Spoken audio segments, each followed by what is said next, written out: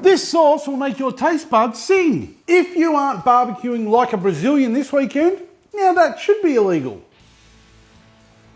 Oh, let's get into it. Today we're going to make churrasco beef skewers. Now cooking time for this recipe will be 15 minutes. Or for those of you who like to use my beer timer, you're looking at a 1 beer cook.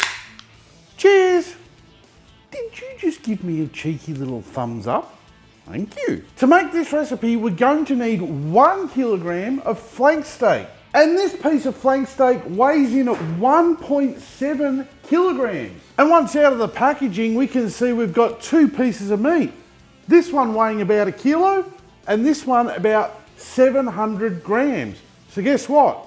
We're going to use the 1 kilo that we need. And I'll put this aside for another dish. The only prep I like to do is remove the excess silver skin and fat. And it's easy enough to do by sliding your trimming knife under and just angling it upwards. Using minimal force, the knife should just glide along. And once you've trimmed one side, flip it over and do the back side.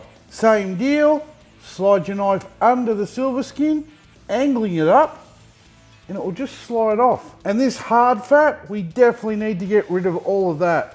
Ew. And once the flank steak is all cleaned up, I'll cut slices off by angling the knife around 45 degrees. And this just makes the slices wider than if I was to cut straight down. And I try and keep them all about 5 mil thick. Now once you have a big pile of meat in front of you, smack, you can start skewering the beef onto skewers. And today I'm using these Superior metal skewers. As opposed to these inferior fire hazards, I just fold up the slices and stab them onto the skewer. Don't forget to spread them out though, adding a few slices to each skewer and keeping the skewers roughly the same size.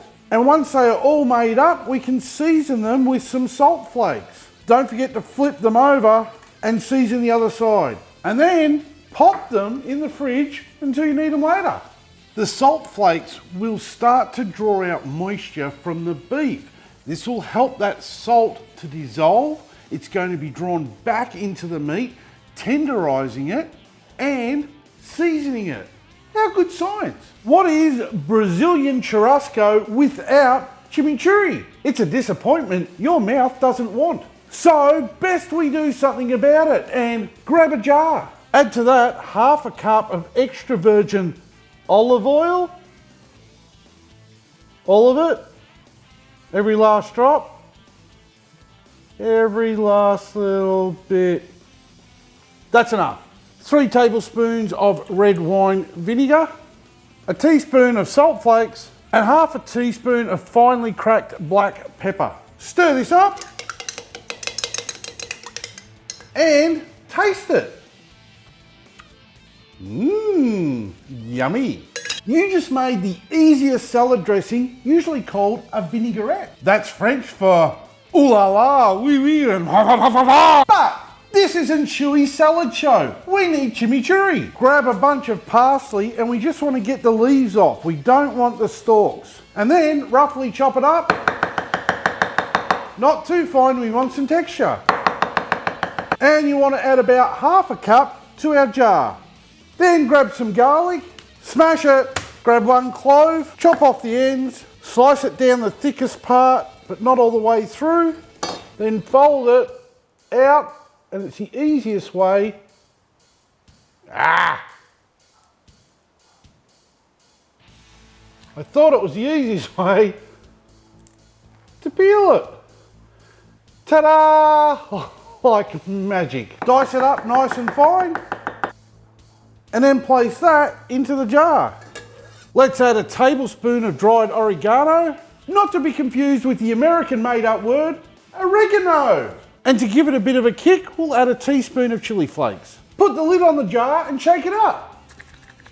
Then we can let this sit for a couple of hours. That's going to allow all those raw ingredients to intensify and bring out all their flavours. If you're thinking of sharing this, don't let me stop you. Today I'm using my Weber Go Anywhere, or GA as they're known, and I'm going to be pairing it up with my 100mm riser and hibachi grill that I grabbed from Rub and Grub in South Australia. Why, you ask? Because I want to keep my skewers a little higher off the fuel while cooking them. We can start by removing the lid because we won't need that today.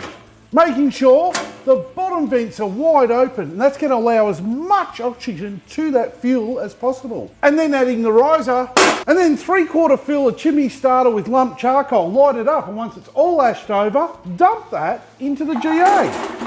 Then using an old pair of tongs, you want to spread that charcoal out so you get even heat throughout the entire GA. Carefully put the grill back in place.